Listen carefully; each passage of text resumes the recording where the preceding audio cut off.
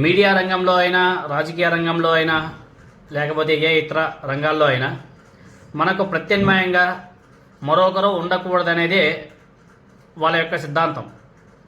ఒక ఈనాడు కావచ్చు, లేదా ఆంధ్రజ్యోతి కావచ్చు, తెలుగుదేశం పార్టీ, వీళ్ళ సిద్ధాంతం ఏమంటే వీళ్ళకు మరొక ప్రత్యామ్నాయంగా ఏర్పడకూడదు.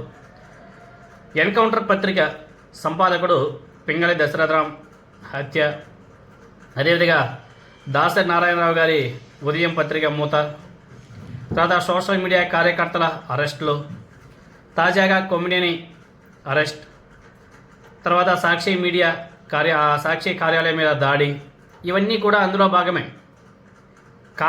కాలచక్రం అనేది తిరుగుతూ ఉంటుంది. వీళ్ళ పని వీళ్ళు చేసుకుంటూ పోతూ ఉంటారు. కాలం అనేది ఏదో ఒకరోజు ఎక్కడో చోట రివర్స్ తిరుగుతుంది, చూసావా? అప్పుడు వ్యవహారం కొంచెం తేడాగా ఉంటుంది.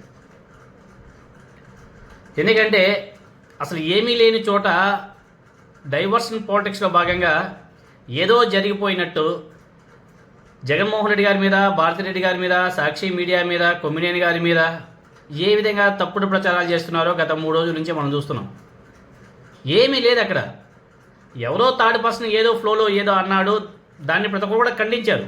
అలా అని చెప్పేసి దాన్ని ఎవరు కూడా ఎంకరేజ్ చేయలే.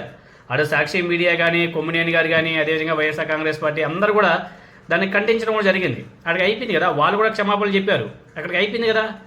మరి దాంట్లో కూడా మళ్ళీ ఏదో ఉందన్నట్టు ఏదో డైవర్షన్ పాలిటిక్స్లో భాగంగా ఇలా గబ్బు లేపడం ఎంతవరకు సమంజసమో మనకైతే అర్థం కావడం. వీటన్నిటిని కూడా ప్రజలు గమనించాలి. ప్రజలకి ఇది అవసరమా అనేది కూడా ఒకసారి ఆలోచన చేయాలి. ప్రజలకు కావాల్సింది ఏంటి, వీళ్ళు చేస్తున్నది ఏమిటి ఒకసారి ఆలోచన చేయాలి.